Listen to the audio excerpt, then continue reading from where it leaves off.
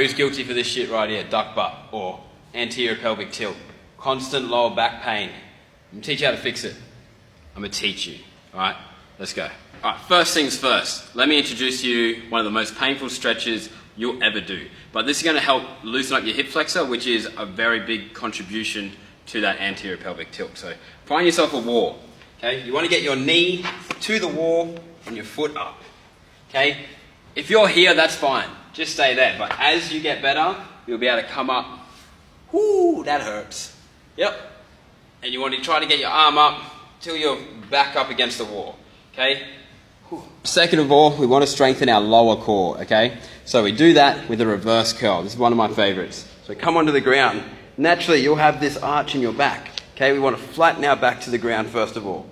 Feet up and glue your heels to your butt, okay?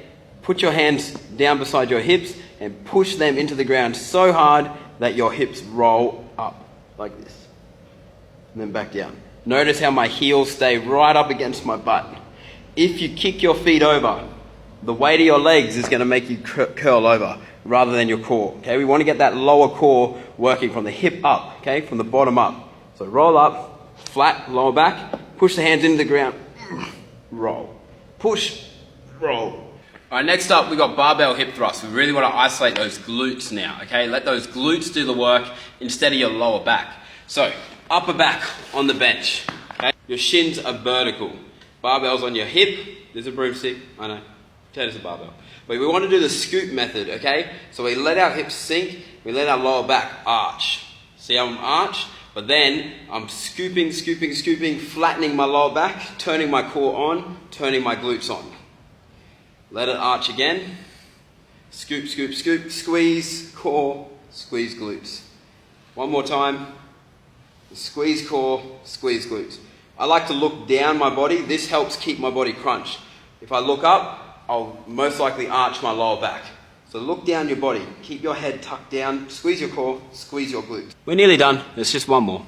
The last thing we need to strengthen is our hamstrings. Okay, you can do any hamstring exercise, any sort of isolation hamstring exercise, because anterior pelvic tilt usually contributes to overstretched hamstrings and weak hamstrings. So in this facility, I don't have much, but I do have a band and I do have a pole.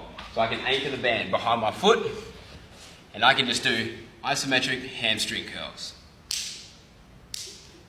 Working one leg at a time just so I can really focus on that contraction, make sure my hamstring's doing the work, nothing else. Oh, and you're welcome.